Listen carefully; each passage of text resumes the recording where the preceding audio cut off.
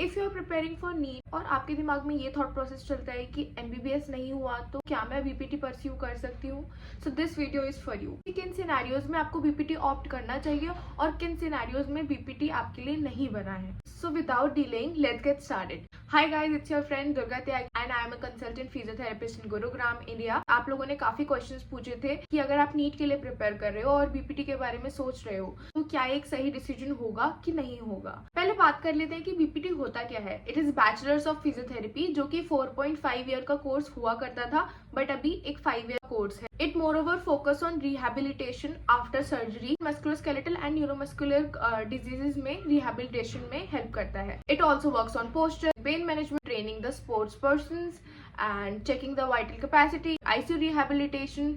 बहुत सारा स्कोप है बीपीटी में, बट इसके बारे में मैंने पहले ही एक वीडियो बनाई हुई है, तो आज हम उस बारे में बात नहीं करेंगे। अब बात करते हैं कि बीपीटी आपको ऑप्ट कब करना चाहिए। सबसे पहली चीज आती है कि अगर आप बहुत ज्यादा ह्यूमन एनाटमी और उनकी मूवमेंट्स इन सब में बहुत इंटरेस्टेड रहते हो कि हाउ डज इट वर्क, हमारी मसल्स कैसे वर्क कर रही हैं, कौन सी मसल कौन सा एक्टिवेशन करा रही है, हमारी मसल में कौन सी ऐसी प्रॉब्लम्स हैं जो हमारी पोस्चर को खराब कर रही है और आगे जाकर हमें मैलअलाइनमेंट की भी प्रॉब्लम कर रही है। तो अगर आपको लगता है कि आप थ्रू एक्सरसाइजेस किसी को ट्रीट कर सकते हो और बहुत ज्यादा आप इंटरेस्टेड हो किसी की मूवमेंट एनालिसिस में, तो आपके लिए बीपीटी एक बहुत अच्छा ऑप्शन है। You can go for it. अगर आपको पेशेंट इंटरेक्शन बहुत पसंद है, बिकॉज मुझे इस प्रोफेशन में इतना टाइम हो गया है और आई थिंक सबसे बड़ी प्रायोरिटी है इसमें सक्सेसफुल होने की कि आपका पेशेंट के साथ कम्युनिकेशन बहुत अच्छा होना चाहिए। इवन कंसल्टेंट फिजिशियंस जो होते हैं उनका कांटेक्ट भी एक तरीके से मिनिमल होता है, बट एज अ फिजियोथेरेपिस्ट आपका पेशेंट कांटेक्ट बहुत ज्यादा रहता है इन अ डे।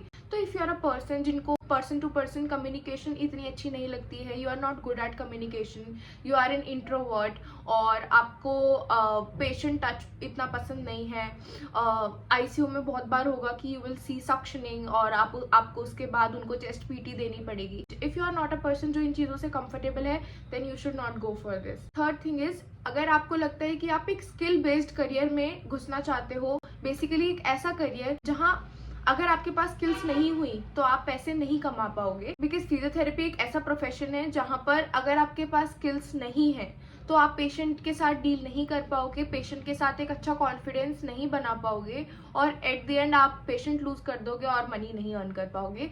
तो इफ यू थिंक कि आप एक स्किल बेस्ड करियर में घुसना चाहते हो तभी बीपीटी के लिए ऑप्ट करना, otherwise don't opt for that. Now comes the last point, only opt for BPT if you are okay in going in to fitness, और आपको खुद को भी फिट रखना पड़ेगा, तभी आप दिन में इतने पेशेंट्स अच्छे से देख पाओगे with complete endurance and stamina. तो अगर आपको लगता है कि आप इतना ज्यादा हार्डवर्क नहीं कर पाओगे, इतना प्रोलॉन्ग स्टैंडिंग में नहीं रह पाओगे, तो मत ऑप्ट करो। But if you are prepared to go in to fitness, to go for clinical setups, to go for hospital setups, only then opt for BPT, otherwise don't opt for it. But अगर आपको लगता है कि MBBS नहीं मिला तो फिर BPT कर लेती हूँ या कर लेता हूँ, तो शायद आपको रुकना चाहिए और थोड़ा एनालाइज करना चाहिए, क्योंकि माना ये दोनों ही एक मेडिकल ब्रांच के पार्ट है, बट इन दोनों का ही ट्रीटमेंट आपस में बिल्कुल मैच नहीं करता है, वेरी करता है।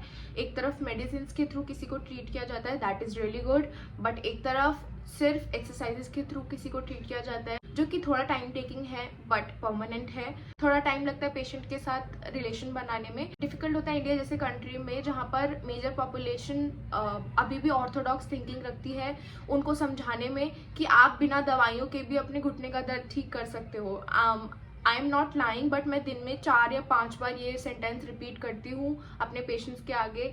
सो इफ यू आर ओके कि आप आगे जाकर पेशेंट को इतना काउंसिल कर पाओगे तो ही ऑप्ट करना, otherwise you will feel demotivated कि आप पेशेंट ट्रीट नहीं कर पा रहे या आपके पास पेशेंट्स नहीं आ रहे हैं। सो बी प्रिपेयर्ड फॉर दैट। अभी बात कर लेते हैं कि करियर स्कोप कैसा है आफ्टर बीपीटी। देखो, पहली चीज है स्पोर्ट्स रिहेबिलिटेशन, बहुत ज्यादा स्कोप है, बट वहां पर अप्रोच की जरूरत होती है, being very honest. ICU rehabilitation बहुत अच्छा स्कोप है, बिकॉज धीरे धीरे लोगों के अंदर, इवन हेल्थ केयर के अंदर भी चेस्ट फिजियोथेरेपी के टूवर्ड्स बहुत ज़्यादा अवेयरनेस इंप्रूव होती जा रही है, बिकॉज चेस्ट पीटी का बहुत अच्छा रोल है COPD इम्प्रूवमेंट में, निमोनिया इम्प्रूवमेंट में। अगर आपको लगता है कि आप लाइफ नहीं बचा पाओगे तो ऐसा नहीं है, you will improve the life. शुरू से ही स्ट्रोक रिहेबिलिटेशन में फिजियोथेरेपी ने एक बहुत इंपॉर्टेंट रोल प्ले किया है और आज भी करते हैं। इससे हटकर SCI रिहेबिलिटेशन, DMD रिहेबिलिटेशन, बहुत सारे न्यूरोमस्कुलर कंडीशंस का रिहेबिलिटेशन सिर्फ फिजियोथेरेपी के थ्रू होता है।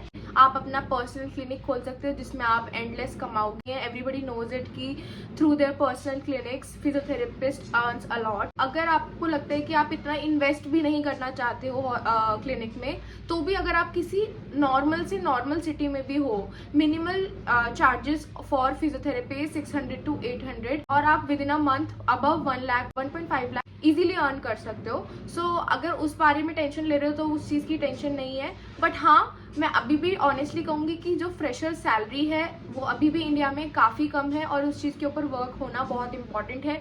मे बी विद टाइम वो चीज़ इम्प्रूव हो जाए, बट वो सिर्फ हमारा हाल नहीं है, हेल्थ केयर में हर प्रोफेशन का यही हाल है इस टाइम। ये प्रोफेशन का फॉल्ट नहीं है, ये थोड़ा इंडियन सिस्टम का फॉल्ट है, उसमें हम कुछ नहीं कर सकते। और अगर आपको लगता है कि आपको अब्रॉड सेटल होना है तो BPT के बाद आप बाहर से MPT करके या फिर डायरेक्ट एग्जाम क्लियर करके इजीली अब्रॉड सेटल हो सकते हो। इसके ऊपर भी मैंने एक अलग से वीडियो बनाई हुई है, you can go and watch that. So don't forget to subscribe to the channel and like this video and share this video to all your needy friends.